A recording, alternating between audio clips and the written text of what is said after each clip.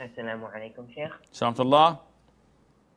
Um, so recently, I've been having confusions as I've been seeing different views on certain things. What is the what is considered free mixing that is prohibited? Is for example, is sitting with your uh in a gathering with your uncles and their wives or cousins. Is this considered haram free mixing it if you're just sitting there, or what is considered in reality haram pre-mixing? Okay. First of all, the issue of free mixing is an issue that a lot of the Muslims have great confusion over. So they say, why is free mixing haram? And why are the Muslims, men and women, going around the Kaaba in the Haram and doing sa'i between Safa and Marwa, and this is not prohibited? Why do women and men go to malls and supermarkets? Why do they sit in restaurants and buses and airplanes, etc.? First of all of these are not free mixing.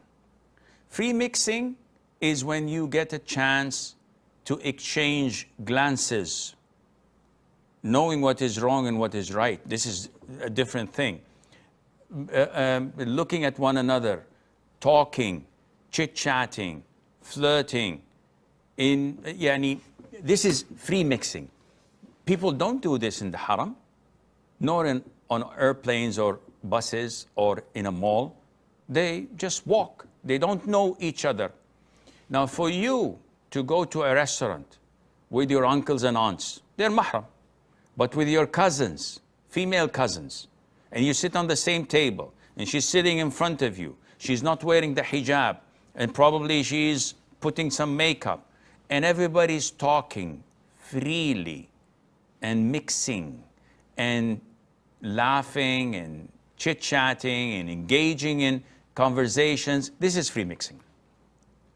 This is where shaitan is setting his traps and waiting for the right moment. He has already thrown his bait and waiting for the right moment. And this is what Islam prohibits. And this is part of blocking the means.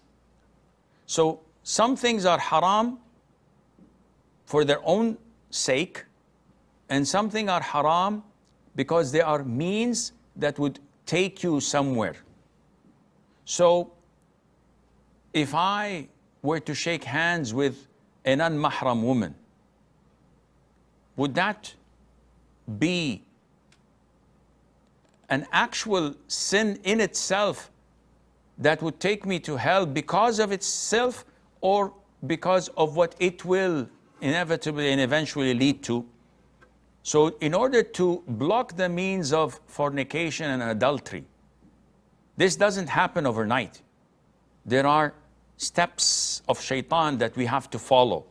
And one of them is looking, one of them is chit-chatting, one of them is touching, one of them is seclusion, and then you take it to third base.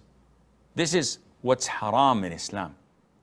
So the means that lead to haram, they also become haram. And Islam tells you to cut and block the means. So I hope this answers your question, Mustafa.